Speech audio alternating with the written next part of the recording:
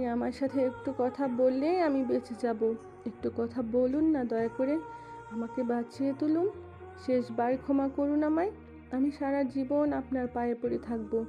যা বলবেন তাই শুনব। চৌধুরী সাহেব, আমি সত্যিই বাঁচব না। দম বন্ধ হয়ে আসছে আমার। আমি চোখ জোড়া খুলতে পারছি না। আমি মরে গেলে আপনার বাড়ির কালো গোলাপ বাগানের পাশে কবর দিয়ে নামায়। এক মুঠো মাটি দিয়ে আমার কবরে। কখনো সময় পেলে একটু বসিয়েন আমার পাশে, হাত বুলিয়ে দিয়েন মাথার পাশটায়। আমাকে মনে রাখবেন তো চৌধুরী সাহেব? কখনো মনে পড়বে আমার কথা? অনুভব করবেন আমায়? আমাকে ভুলে যেন না প্লিজ চৌধুরী সাহেব। আপনাকে আমি ভীষণ ভালোবাসি, অসম্ভব ভালোবাসি। আর কিছু লেখা নেই। হয়তো লিখতে লিখতেই জীবন প্রদীপ নিভে এসেছিল বৃষ্টির। জমিদার বাড়ির উঠোনে শুইয়ে রাখা হয়েছে মিষ্টিকে। ডান পা বাঁকা হয়ে আছে, সোজা করতে পারল না কেউ। দুই ঠোঁটের মাঝে কিঞ্চিত ফাঁকা এবং মেলে দেওয়া, সেটাও বন্ধ করা গেল না। তবে দেখে মনে হচ্ছে হাসছে। ডান হাত বুকের পা পাশে রাখা, হাতখানাও টেনে সোজা করা যায়নি। কি যে সুন্দর লাগছে ঘুমন্ত মুখটা, যেন এক টুকরো চাঁদ জমিনে নেমে এসেছে। হাসি মাখা মুখখানার দিকে তাকালেই যেন কলিজা ঠান্ডা হয়ে আসছে। ইতিমধ্যেই চারিদিকে ছড়িয়ে পড়েছে জমিদার বাড়ির একমাত্র কন্যার মৃত্যুর সংবাদ। সকলেই ছুটে আসছে শেষবার দেখতে। বাড়ি ভর্তি মানুষ, অনেকেই ফিসফিস করে বলছে, ভালো মানুষ কখনোই খারাপ মানুষদের সাথে থাকতে পারে না। আল্লাহ ফুলটাকে পাঠিয়েছিল পাপীদের ঘরে, তাই দ্রুত নিয়ে গেল। এবার যদি জমিদারের শিক্ষা হয়, আল্লাহ ওনাদের শিক্ষার জন্য পবিত্র ফুলটাকে তুলে নিল। বনোয়ার মেয়ের খাটিয়া ধরে চিৎকার করে কাঁদছেন, পাগলের ন্যায় দেখাচ্ছেন তাকে। ইতিমধ্যেই ফুলে উঠেছে আঁকি জোড়া, ভেঙে গিয়েছে গলা। এক মুহূর্তের জন্যেও মুখ বন্ধ করছে না, বিলাপ বকে যাচ্ছে অনবরত। আল্লাহ, তুমি আমাকে নিয়ে নাও, আমার মেয়েটাকে ফিরিয়ে দাও। আল্লাহ, আমার মেয়েটা কি করে অন্ধকার কবরে থাকবে? ইয়া আল্লাহ, আমার পাপের শাস্তি আমার মেয়েকে দিও না। তার আহাজারি হয়তো আল্লাহ শুনল না, বা হয়তো শুনেছে এবং বোঝাচ্ছেন। তুই মারা গেলে তো প্রিয়জন হারানোর সুখ বুঝতে পারতিস না, তাই তোর মেয়ে মারা গেল। দেখ কেমন লাগে। সন্তান হারানোর ব্যথা কতটা গাঢ় সেটা অনুভব কর। কোনো তার এক হাতে মিষ্টির মুঠোফোন, আর এক হাতে লাল রঙের ডায়েরি। 2 দিনে অনেক কিছু লিখে রেখেছে মেয়েটা। হয়তো বুঝে গিয়েছিল তার সময় শেষের পথে, বিদায় জানাতে হবে তাকে। ডায়েরির ওপরে বড় বড় অক্ষরে লেখা। আমার চৌধুরী সাহেব। কতটা গভীর ছিল মিষ্টির ভালোবাসা, কতটা আক্ষেপ নিয়ে দুনিয়া ছাড়লো, সবটাই নিখুঁতভাবে লিখে রেখেছে। সেলফোনে ডায়াল কলে অভির নাম্বার রয়েছে। 57 বার কল করেছে মিষ্টি, 7টা থেকে 9টা পর্যন্ত। 12টা মেসেজ লিখেছে। বুক চিরে দীর্ঘশ্বাস বেরিয়ে আসে পূর্ণতার। ঘৃণা হয় অভির প্রতি। বোনের এমন হৃদয় কাঁপানো মেসেজ দেখেও তার মনে হয়নি মিষ্টি ভালো নেই। একটাবার খোঁজ নেই বোনের। দা ভাই, আমার ভীষণ কষ্ট হচ্ছে।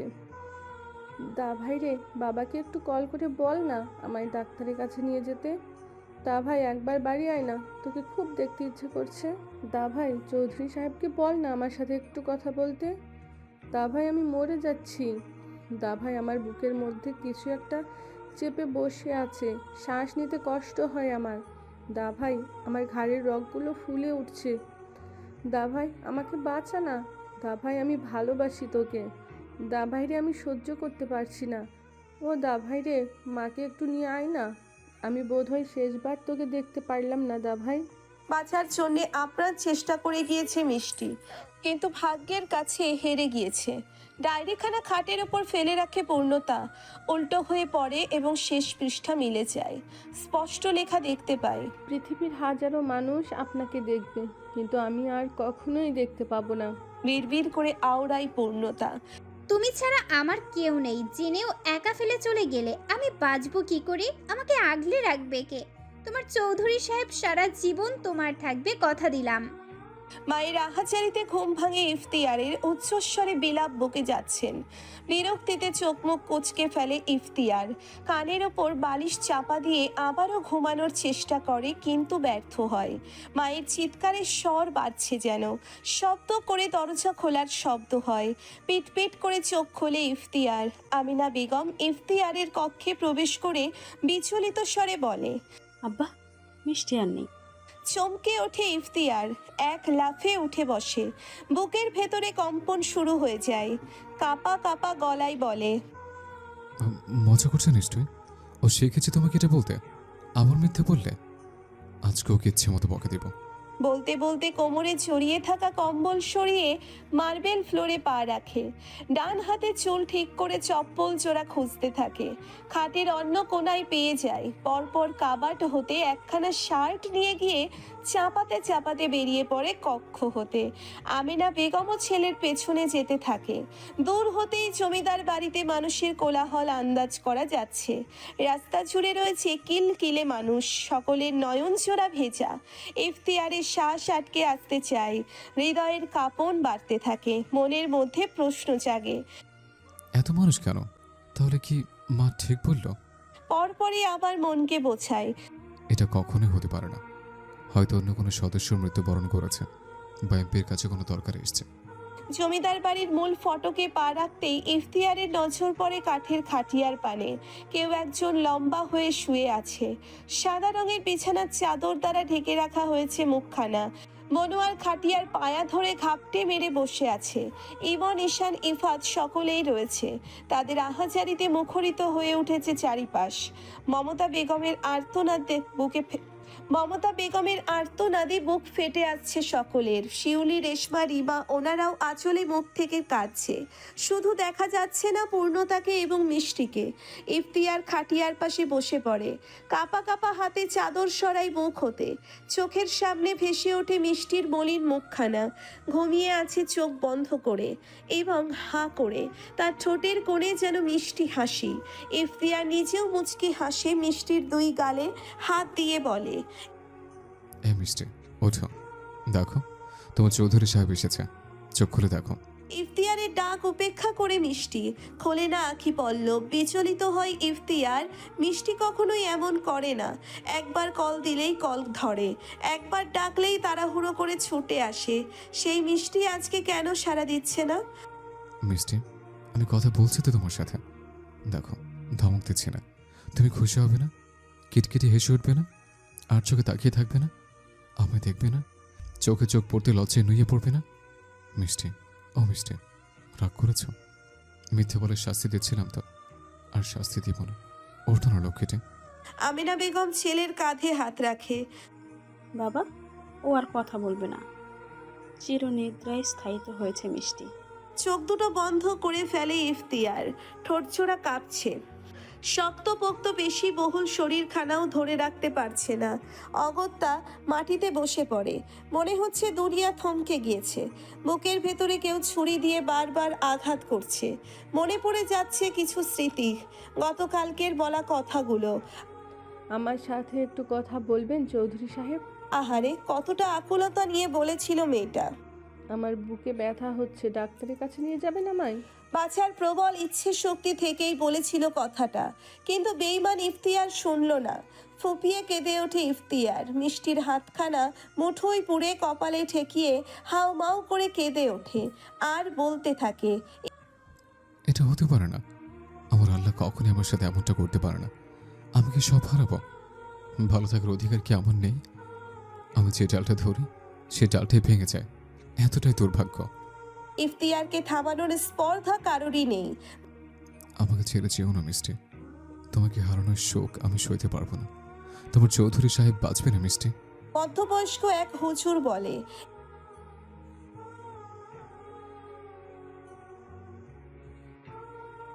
ইফতিয়ারের কর্ণকুহরে প্রবেশ করলো কথাখানা। কান্না থেমে যায়। এক পলক তাকায় হুজুরের মুখপানে। হাতের উল্টো পিঠে চোখের পানি মুছে ফেলে। পরপর মাটি হতে উঠে কাত হয়ে শুয়ে পড়ে মিষ্টির পাশে, মাথা রাখে মিষ্টির বুকে, আষ্টে পৃষ্ঠে জড়িয়ে নেয়। অবাক হয়ে সকলেই তাকায়। আমিনা বেগম চিৎকার করে ওঠে। মনোয়ারাও ঘাবড়েছে। লাশের পাশে এভাবে কোনো মানুষ শুয়ে আছে, ব্যাপারটা বোধহয় প্রথমবার ঘটল। ইফতিয়ার মাথা তুলে মিষ্টির কপালে চুমু খায় এবং আমিনাকে উদ্দেশ্য করে বলে, মা, আমি ওর সাথে থাকবো। এখানে শান্তি খুঁজে পাচ্ছি আমি। মুহূর্তেই কোলাহল সৃষ্টি হয়। সকলেই ইফতিয়ারকে উঠতে বলে মিষ্টির পাশ হতে। কারো কথায় কানে তোলে না সে, চোখ বন্ধ করে ফেলে। আমিনা বেগমের কান্নার স্বর বাড়তে থাকে।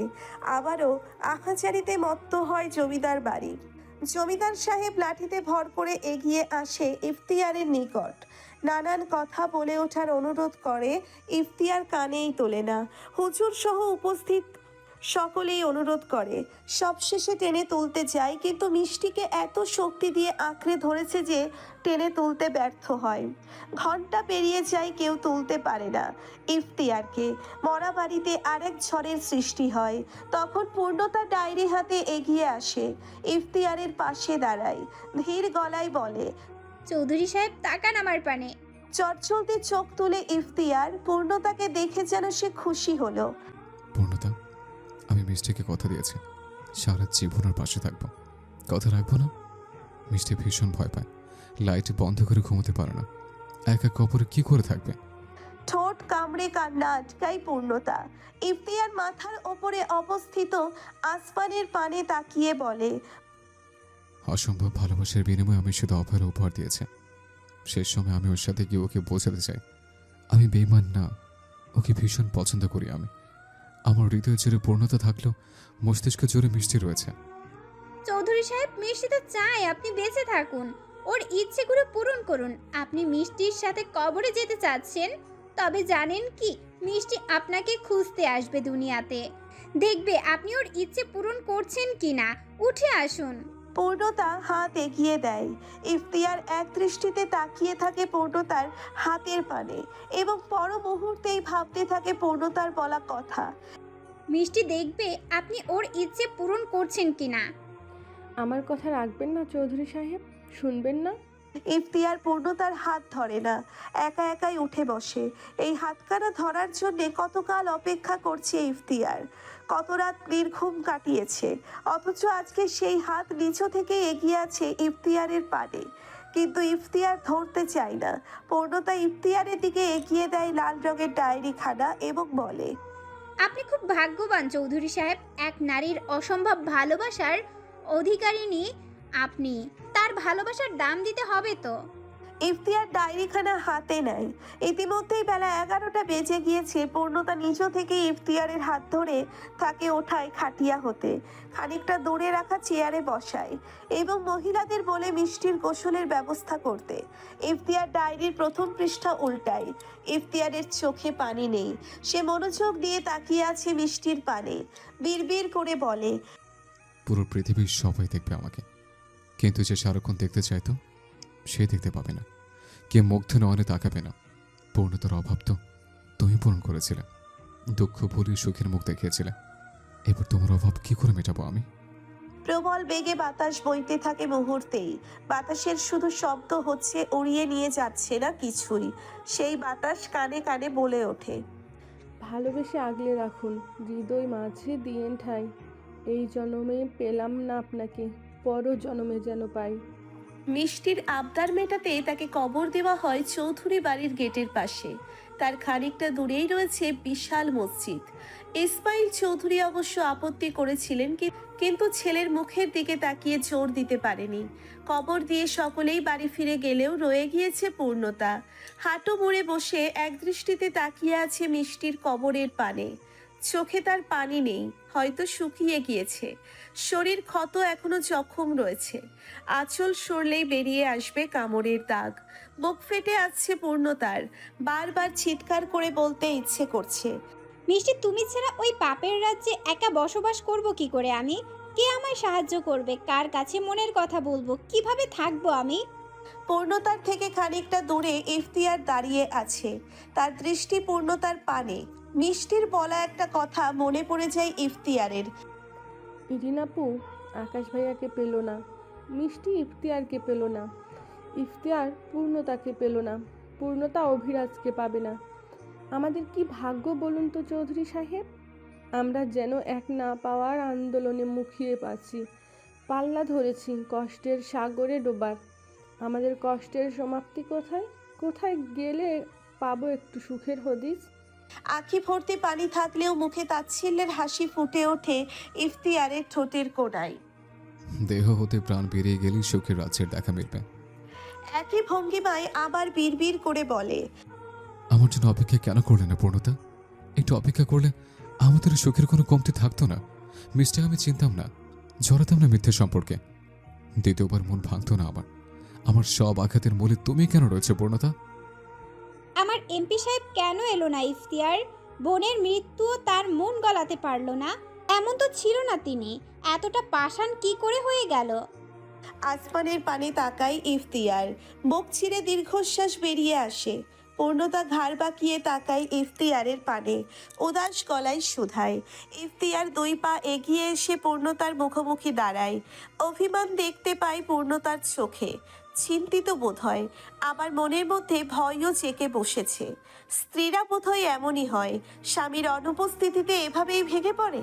মিষ্টির সাথে তার বিয়ে হলে মিষ্টিও এভাবে ভেঙে পড়তো? অবশ্যই পড়তো। পাগলি ছিল কিনা একটা। কথা দিচ্ছি পূর্ণতা, তোমার এমপি সাহেবকে তোমার কাছে এনে দেবো আমি। একটু সময় দাও। আপনি এনে দিবেন? সে কি আসতে পারবে না? তার কি বুক কাঁপছে না? হয়তো কোথাও আটকে গিয়েছে, জরুরি কাজ পড়েছে নিশ্চয়। অভি তোমায় ভীষণ ভালোবাসে, তোমাকে ছাড়া থাকতে তার কষ্ট হচ্ছে পূর্ণতা। পূর্ণতা জবাব দেয় না। ইফতিয়ারের কথা কি তার ভালো লাগলো না? এবার তাড়া দিয়ে ইফতিয়ার বলে ওঠে, এবার তুমি বাড়ি যাও, সবাই চিন্তা করবে তোমার জন্য। মাথা নাড়িয়ে পূর্ণতা বাড়ির পথে পা বাড়ায়। মনে মনে ভাবতে থাকে, আসলেই কি কেউ তার জন্য চিন্তা করবে? চিন্তা করার মানুষ আছে? নেই তো। দুজন ছিল, একজন শুয়ে আছে 3.5 হাত মাটির নিচে, আর একজন চলে গিয়েছে অজানা ঠিকানায়। সেই ঠিকানা পূর্ণতা জানে না, জানলে দৌড়ে চলে যেত, কারো বারণ শুনতো না। আর একবার আসুক এমপি সাহেব, 2 হাতে শক্ত করে জাপটে জড়িয়ে রাখবে তাকে, একদম ছাড়বে না, কোথাও যেতে দিবে না। ধমক দিলেও শুনবে না পূর্ণতা, একদম শুনবে না। ইফতিয়ার পূর্ণতার পিছু পিছু হাঁটে, তাকে বাড়ি পৌঁছে দিয়ে তবেই ইফতিয়ার নিজ বাড়িতে প্রবেশ করবে। আল্লাহ, ওই কোথায় আছে? তাকে ফিরিয়ে দিন। পূর্ণতার তাকে ভীষণ দরকার। আমাকে সন্তান দিন আল্লাহ। পূর্ণতার জন্য পরাত্মকৃত কষ্টগুলো আমায় দিয়ে আমার ভাগ্যের শোকটুকু পূর্ণতাকে দিয়ে দিন। একবার অভি ফিরুক, আমি তাকে বোঝাবো, চলে যেতে বলবো পাপের রাজ্য ছেড়ে। সুখের রাজ্যে বাসা বানিয়ে দেবো ওদের আমি। জমিদার বাড়ির উঠোনে এখনো ভিড় জমে আছে। কিছুক্ষণ আগে কান্নায় মুখরিত বাড়ি থেকে এখন ভেসে আসছে চিৎকার চেঁচামেচির আওয়াজ। মনোয়ারের গলার স্বর শোনা যাচ্ছে। পূর্ণতা অবাক হয়, এই বাবা একটু আগেই মেয়ের জন্য আহাজারি করছিল, আর এখন মেজাজ দেখাচ্ছে। ভিড় ঠেলে এগিয়ে যায় পূর্ণতা। দেখতে পাই কমলা মাথা নিচু করে দাঁড়িয়ে আছে। কমলার স্বামী জামাল মনোয়ারের পা ধরে কান্নাকাটি করছে। কানা ঘোষায় পূর্ণতা গোটা বিষয়টি বুঝতে পারে। কমলা মনোয়ারের কক্ষ হতে মোটা অঙ্কের টাকা চুরি করেছেন এবং মনোয়ারের সাথে অন্তরঙ্গ হওয়ার প্রস্তাব দিয়েছে। তাই শাস্তিস্বরূপ কমলা এবং তার স্বামী জামিলকে কাছ থেকে তাড়িয়ে দেওয়া হবে। জমিদার বাড়ির আশেপাশে তাদের আসা বারণ। পূর্ণতার হাসি পায়, এগিয়ে গিয়ে দাঁড়ায় মনোয়ারের মুখোমুখি। মনোয়ারের ঠিক পাশেই দাঁড়িয়ে আছে শিউলি, মুখে তার তৃপ্তির হাসি, যেন উদ্দেশ্য সফল হলো। মমতা বেগমকেও দেখা যাচ্ছে, তবে দেখা যাচ্ছে না জমিদার সাহেবকে এবং ইফাতকে। পাপীদের মধ্যে সর্বশ্রেষ্ঠ পাপী এই দুজন, অথচ তারা ভালোবাসতে জানে। পূর্ণতাকে এগোতে দেখে মমতা খেকিয়ে বলে ওঠে, এই মেয়ে, তুমি এখানে আইছো কেন? প্রমাণ দিতে এসেছি দাদি শাশুড়ি। ছেলেদের তো বানিয়েছে নিকৃষ্ট পশু, ভেবেছিলাম বড় ছেলেটার একটু হলেও মনুষ্যত্ব আছে, কিন্তু আজকে বুঝতে পারলাম ভুল ভেবেছিলাম। মনোয়ার চোয়াল শক্ত করে ফেলে। শিউলি গর্জিয়ে উঠে বলে, পূর্ণতা, ঠিক করে কথা বলো। ঠিক আছে, ঠিক করে কথা বলছি। আমার এমপি সাহেব আমার সুরক্ষার জন্য গোটা বাড়িতে সিসি ক্যামেরা লাগিয়েছিলেন। এই ক্যামেরার মধ্যে পূর্বে ঘটে যাওয়া সকল ঘটনা দেখা যায় টিভির মাধ্যমে। নিজের পরিবারকে তিনি বিশ্বাস করেন না, তারা আমার ক্ষতি করতে পারে এইভাবে এই কাজটি করেছিলেন। ডাকা হোক ইফতিয়ার চৌধুরীকে, দেখানো হোক কমলা সত্যিই চুরি করেছে কিনা। মুখটা শুকিয়ে যায় মনোয়ারের। আগত লোকগুলো কানাঘুষা শুরু করে দেয়। শিউলি কাছুমাছু হয়ে দাঁড়ায়। এভাবে পূর্ণতা খেলার মোড় ঘুরিয়ে দিবে কল্পনাও করেনি তিনি। মনোয়ার মুখ ফুলিয়ে চলে যেতে নেয়। পূর্ণতা ফের বলে ওঠে, কমলা খালা কোথাও যাবে না, সে এখানেই কাজ করবে। তার অসুবিধা হলে আমরা পুলিশের সাহায্য নিব। হাসি ফুটে কমলার অধরে। জামাল স্বস্তি নিঃশ্বাস ফেলে। পাড়ার সকলেই পূর্ণতাকে বাহবা দিতে থাকে। এমপির বউ এনেছে মাশাল্লাহ, যেমন দেখতে তেমন বুদ্ধি। এমন মেয়ে না হলে পশুর রাজ্যে টিকতে পারতো না। নিজ কক্ষে খানিকক্ষণ ঘুমিয়েছিল পূর্ণতা। বড্ড একা একা লাগছে। কমলা, ইমন, ঈশান ক্ষণে ক্ষণে এসে দেখে যাচ্ছে পূর্ণতাকে। তবে তাদের পর্যাপ্ত সময় না থাকার বশে দুদণ্ড গল্প করতে পারছে না। তবে ঈশান বলেছে সন্ধ্যার পরে চায়ের আড্ডা দেবে। সবেই বই নিয়ে বারান্দায় বসেছে পূর্ণতা। সেই মুহূর্তেই আবারও হইচইয়ের শব্দ ভেসে আসে পূর্ণতার কানে। এবার বিরক্ত হয় পূর্ণতা। দুই চার কথা শুনিয়ে দিবে ভেবে বই রেখে এগিয়ে যায় বসার ঘরে। সেখানে হাসি তামাশা করা হচ্ছে। শিউলি সকলকে মিষ্টি খাওয়াচ্ছে। মনেই হচ্ছে না কিছুক্ষণ আগেই এই বাড়ির সব থেকে আদরের সদস্যের মৃত্যু হয়েছে। কিছু বলার উদ্দেশ্যে এক পা এগোতেই পূর্ণতার কানে আসে, অভি আর মনা বিয়ে করেছে আর গ্রামে ফিরবে না, কালকে সিঙ্গাপুর পাড়ি জমাবে তারা। প্রেগনেন্সির কিট হাতে আসমানের পানে তাকিয়ে আছে পূর্ণতা। দুই চোখ হতে অনবরত গড়িয়ে পড়েছে নোনা জল। জীবনের হিসাব নিকাশ মেলাতে হিমশিম খাচ্ছে। কি থেকে কি হয়ে গেল? রাতারাতি রানী দাসীতে পরিণত হলো। নিয়তি বোধহয় এমনই। অভির বিয়ের খবর জেনেছে 23 দিন পেরিয়ে গেল। এই 23 দিন পূর্ণতা পাগলের মতো খুঁজেছে অভিকে। জমিদার সাহেবের পা জড়িয়ে কেঁদেছে অভির সাথে একটু কথা বলিয়ে দেওয়ার জন্য। কুটিল হেসেছে জমিদার। পূর্ণতার চুলের মুঠি ধরে ধাক্কা দিয়ে ফেলে দিয়েছে দূরে। কপালে আঘাতও পেয়েছিল। চিকিৎসার অভাবে সেই আঘাতে আজ চামড় ধরেছে। মমতা মায়া ভরা নয়নে দেখেছে পূর্ণতাকে। হঠাৎ করে বড্ড মায়া লেগেছিল তার, কিন্তু এগিয়ে যাওয়ার সাহস পায়নি। পূর্ণতা মনোয়ারের পা ছড়িয়েও কেঁদেছে প্রচুর। মনোয়ারের মন গলাতে পারেনি। অকথ্য ভাষায় গালাগালি করেছেন মনোয়ার। ছেলের বউকে কখনো কোনো শ্বশুর অশ্লীল ভাষায় গালি দিতে পারে জানা ছিল না পূর্ণতার। বৃষ্টির ফোন থেকেও হাজার বার কল করেছে অফিরাজের নাম্বারে, কিন্তু কল ধরা হয়নি। বাজতে বাজতে কেটে গিয়েছে। কত শত মেসেজ পাঠানো হয়েছে, কোনো উত্তর আসেনি। পাগল হয়ে গিয়েছে পূর্ণতা। প্রতিনিয়ত চিৎকার করে কেঁদেছে নিজ কক্ষে। কেউ এগিয়ে আসেনি। হঠাৎ করে পূর্ণতার মনে পড়ে সেই ডায়েরির কথা। নিশ্চয়ই কিছু লেখা আছে সেখানে। নতুন কোনো সূত্র, অভিকে ফিরে পাওয়ার রাস্তা। চোখের পানি মুছে দাঁড়িয়ে পড়ে পূর্ণতা। হাঁটু ছাড়িয়ে পড়া লম্বা চুলগুলো যত্নের অভাবে উস্কো খুস্কো হয়ে আছে। জটলা বেঁধে গেছে। অগোছালো চুলগুলো হাত খোপা করে দেয়। কাপড়ে আঁচল টেনে কাঁধে জড়ায়।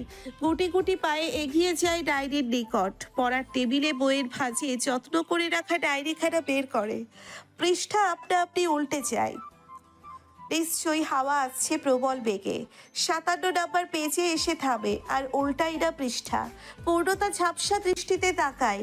কালো মোটা কালি দ্বারা লেখা হয়েছে, এক জীবনে সব পেয়ে গেলে আফসোস করবে কি দিয়ে?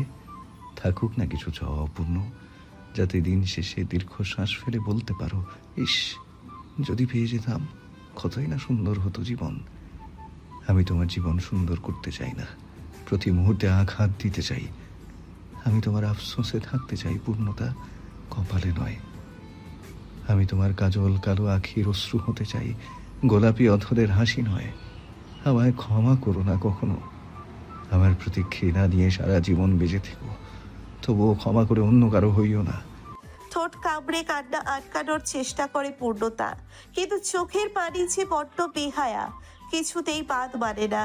পরবর্তী পৃষ্ঠা উল্টাই, সেখানে লেখা রয়েছে, আমি জানি তোমার মধ্যে বেড়ে উঠছে আমার অংশ। তুমি যাতে কোনোদিনও আমায় ভুলতে না পারো, তাই উপহার দিয়ে এসেছি তোমায়। আমার অনুমান ভুল না হলে মা হতে চলেছ তুমি। ডায়েরির পৃষ্ঠা দ্বারা ভাঁজ করে রাখা হয়েছে একটি প্রেগনেন্সির কিট এবং নিয়ম লিখে দিয়েছে। উত্তেজনায় হাত পা কাঁপছে পূর্ণতার। তাড়াহুড়ো করে লিখে রাখা পদ্ধতিতে পরীক্ষা করে ফেলে। কিট হাতে ব্যালকনিতে চলে আসে। নজর বুলাই একবার, পজিটিভ এসেছে। দিশেহারা পূর্ণতা বুঝতে পারছে না কি করবে। ভাগ্য এত বড় খেলা খেললো তার সাথে। আসমানের পানে তাকায়, থালার মতো বিশাল বড় চাঁদ উঠেছে। চাঁদের আলোয় আলোকিত হয়েছে জমিন। আবছা আলোয় দেখা যাচ্ছে দূর দূরান্ত পর্যন্ত।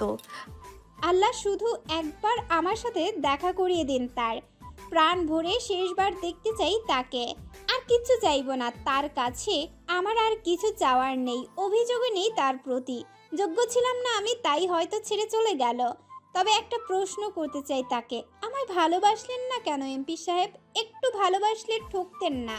হাঁটু অব্দি পানিতে দাঁড়িয়ে আছে বৃষ্টি। বিশাল নদী শান্ত, একটা ঢেউয়ের ছিটে ফোটাও নেই।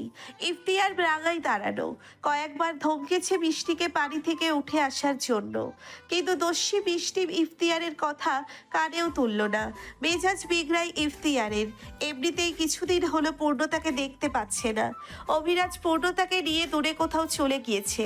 বুকটা খা খা করছে ইফতিয়ারের, হৃদয়ে রক্ত ক্ষরণ হচ্ছে প্রিয়তমাকে না দেখতে পেয়ে। বৃষ্টিকে হাজারবার অনুরোধ করেছে পূর্ণতার খবর জানাতে, কোথায় আছে ঠিকানা জানতে চেয়েছে। বৃষ্টি বলেনি। আজকে হুট করে কল করে এবং অনুরোধের সুরে বলল, চৌধুরী সাহেব, আমাকে নিয়ে সমুদ্র সৈকতে বেড়াতে চলুন। কথা দিচ্ছি দেখা করিয়ে দিব পূর্ণতার সাথে। লোভ সামলাতে পারেনি ইফতিয়ার, পাড়ি জমিয়েছে সমুদ্র সৈকতে। মিষ্টি, তুমি কথা দিয়ে কথা রাখতে পারো না। বাবা চাচাদের মতো হয়েছে, মিথ্যেবাদী। জমিদার বংশের রক্ত বইছে তোমার শরীরে, প্রতিনিয়ত প্রমাণ করে চলেছ। ইফতিয়ারের উচ্চস্বরে বলা কথাগুলো শুনে থেমে যায় বৃষ্টি। এতক্ষণ পানি নিয়ে খেলতে থাকলেও এবার সাগরের ঢেউয়ের ন্যায় শান্ত হয়ে দাঁড়ায়। চোখ রাখে ইফতিয়ারের চোখে, মৃদু হেসে বলে, আমি কথা রাখতে জানি চৌধুরী সাহেব, তাই তো মরার পরেও আমার আত্মা শান্তি পাচ্ছে না। আপনার দেয়া দায়িত্বের ভারে নুয়ে পড়ছে। আমায় ভালো থাকতে দিলেন না আপনি। এক ফোঁটা সুখ পেলাম না আপনাকে ভালোবেসে। বড্ড নিষ্ঠুর আপনি, বেঈমান। বৃষ্টি রাখিতে অস্ত্র জমেছে। চাঁদের আলো মুখে পড়ায় সেই অস্ত্র চিকচিক করছে। বড্ড আবেদনময়ী লাগছে বৃষ্টিকে। ইফতিয়ারের মনে নিষিদ্ধ ইচ্ছে জাগে। চাপটে জড়িয়ে ধরে অথরে অথর মেলানোর স্বাদ জন্মায়। এই জনমানবহীন নির্জন সমুদ্রে নিজের পুরুষত্ব খাটাতে ইচ্ছে করছে। আদরে পেশিয়ে দিতে চাচ্ছে ছোট দেহকানা। ইফতিয়ারের নেমে পড়ে পানিতে। ইফতিয়ারও নেমে পড়ে পানিতে। ধীরে ধীরে পা ফেলে এগিয়ে আসে বৃষ্টির নিকট। এক হাত রাখে বৃষ্টির গালে এবং অপর হাত গলিয়ে দেয় কামিজের ফাঁকে। বক্ষ দেশে গিয়ে থামে হাতের ছোঁয়া। মাথা নুইয়ে অধরের কাছে এগিয়ে আসে। তখনই বৃষ্টি আঙ্গুল রাখে ইফতিয়ারের অধরে, মৃদু হেসে বলে, এই জন্মে আপনার নরম কোমল ঠোঁটের ছোঁয়া পাওয়ার ইচ্ছে পূরণ হলো না, তবে পরজন্মে সব ইচ্ছে পুষিয়ে নিব। ভালোবাসায় ভরিয়ে দিব আপনার হৃদয়। আপনার ছোঁয়ায় বেসামাল হব প্রতি রাতে। হাতের ছোঁয়া গাঢ় হতে থাকে। ব্যথা পেল বোধহয় বৃষ্টি। অস্ফুরণ স্বরে আহ শব্দ করে ওঠে। হাত রাখে ইফতিয়ারের হাতের উপর, ছাড়ানোর চেষ্টা করে। ইফতিয়ার ছাড়ে না, উল্টে বল প্রয়োগ করে চাপটে ধরে এবং অধৈর্য স্বরে বলে, আমি নিজেকে নিয়ন্ত্রণ করতে পারছি না মিষ্টি। প্রথমবার শখ জেগেছে নারীর শরীরের সুখ খোঁজা। বাধা দিও না, কষ্ট হচ্ছে। কথা দিচ্ছে এটাই প্রথম এবং এটাই শেষ। বৃষ্টি শুনল না, বরং কঠিন গলায় বলে, ছাড়ুন ইফতিয়ার, হাত সরান। অভিমান হয় ইফতিয়ারের। মুখ গোমরা করে ছেড়ে দেয় বৃষ্টিকে। চলে আসতে নেয় একা ফেলে। তখন শুনতে পায় বৃষ্টির বলা কিছু কথা। আপনার পূর্ণতা ভালো নেই চৌধুরী সাহেব। আমার দাভাই তাকে ছেড়ে চলে গিয়েছে।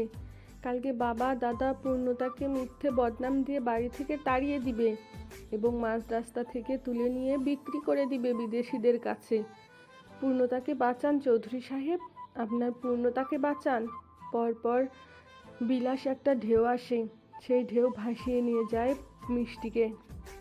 মিষ্টি, চিৎকার দিয়ে বসে পড়ে ইফতিয়ার। বুকটা অস্বাভাবিকভাবে কাঁপছে, গলা শুকিয়ে গিয়েছে, বড্ড পানির অভাব অনুভব করছে। চোখ খুলে ইফতিয়ার ঘড়ির কাঁটা টিকটিক করে জানান দিচ্ছে রাত 1টা বেজে গিয়েছে। ড্রিম লাইটের মৃদু আলোতে গোটা কক্ষ আলোকিত। ইফতিয়ার জিভ দ্বারা ঠোঁট ভিজিয়ে হাঁটু মুড়ে বসে, 2 হাঁটুর ভাঁজে মুখ লুকিয়ে ফুপিয়ে কেঁদে ওঠে, বিড়বিড় করে বলতে থাকে, আমি নিষ্ঠুর মিষ্টি, বড্ড নিষ্ঠুর। আমাকে ক্ষমা করে দাও। কিভাবে শোধ করবো তোমার ঋণ? কি করে মেটাবো তোমার দুঃখ? কোথাও গেলে তোমায় পাবো? প্রতিনিয়ত আমাকে অপরাধী করে দিচ্ছ তুমি।